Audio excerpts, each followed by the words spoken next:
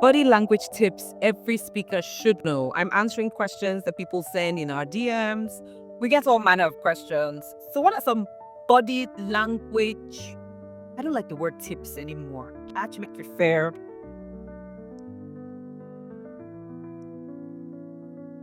tactics. Body language tactics that every speaker should know, whether you're a keynote speaker, panel moderator, panel speaker, master of ceremonies, you're asked to deliver any speech like a toast, chairman's speech, goodwill message, but you're a speaker. For the sake of this video, I would share 4. Lucky number 4. So what is number 1 tactic you should know? Be like a pineapple. Stand up straight, wear your crown, and stay sweet inside. Stand tall. The tactic of standing up tall, shoulders straight, spine straight, socketing your stomach toward your spine, just gives you some more confidence. It transforms your physiology to a power move. So if you are going to show authority, power, confidence, we can't have you slouching. Nah, we'll work. We need you standing tall. It just changes. In fact, try it right now where you are. Just sit up or stand up and straighten your shoulders. How do you feel? Don't you just feel a bit more, a little bit more powerful? So you see, that's a body language tactic that you should know when you're going on stage, whether you're a keynote speaker, panel moderator, panel speaker, master of ceremonies, you're delivering a toast, chairman's opening remarks, chairman's speech, goodwill message, all those speeches.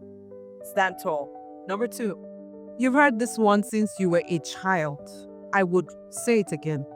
Since you may not have been doing it intentionally, maintain eye contact. Yes, eye contact. Look at your audience, especially if it is culturally allowed, because yes, I do know that there's some cultures that frown at people looking into the eyes of others. It's seen as disrespectful. But in our Nigerian and African climate, typically, except 1 or 2 tribes, it is allowed.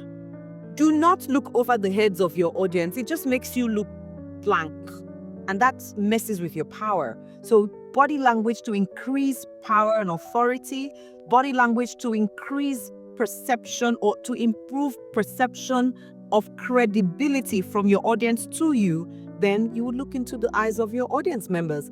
Worst case scenario, look here. Where is this? Forehead. Look here. What's the traffic light say? Look here. Look in the foreheads. If you're not yet confident enough to look at the eyes, but the goal is to be confident enough to look up at your audience members. Don't look confused. When you look away, or you're looking at people's chests, or you're looking on the sides, you look confused. You look like you are not certain of what you're saying. You look like you were sent to speak on behalf of someone. And even if you were sent to speak on behalf of someone, try now, Yusuf. Be the best. Number 3, smile. Some people are so afraid to smile because it kind of makes you think, well, I have heard people say it makes you feel like you're unserious. I'm like, huh? You say what? Smile, especially to show enthusiasm, which is one of the key factors to audience engagement. If you as the speaker don't seem enthusiastic about what it is you're saying, your audience will smell it out. They will sniff it. And guess what? They will disconnect. You'll be speaking to the audience members and they'll be on their phones. How do you feel when audience members are on their phones? I detest it. I detest it when it doesn't happen when I speak though. No. It doesn't happen. It never happens that Joyce is on the microphone and people are on their phones. If they're on their phones, let me tell you 2 things they're doing. Number 1, they're saying, hey, there's this powerful woman on stage. They give us fire. That's what they're doing. 2, they're trying to find me online to follow, like, share, and send me DMs to say I want more. I'm telling you, that's the only reason why people are on their phones when I speak, because I speak with engagement. Look, you better ask somebody, because I smile. And my smile shows the enthusiasm of what I'm saying, the fact that I believe what it is I'm saying. You don't have to be saying something happy to smile, but you should be happy about what you are saying to smile. You see what I'm saying? You don't have to say You don't have to be saying something happy, but you should be happy about whatever it is you're saying. And therefore, what happens to your facial muscles? They relax. And when your facial muscles relax, what happens to your face? You smile. So smile. Smile with purpose. Smile because you are honored and happy to share of your experience with the members of the audience, which I believe should be fulfilling your purpose in life. Else, what are you doing on stage? Look, people keep thinking that speaking on stage is about just fulfilling a job, making money. No, it's about fulfilling, be fruitful, multiply, replenish the earth, subdue, and have dominion. Speaking is not a thing you do, it is an expression of self. Number 4, body language tactic that increases audience engagement. I will tell you this, if you've never done it before, start doing it now. And if you've been doing it before, reinforce it by doing more.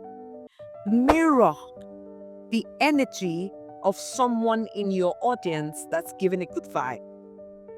When audience members notice that you are paying attention to them and mirroring some of their body movements and their energetic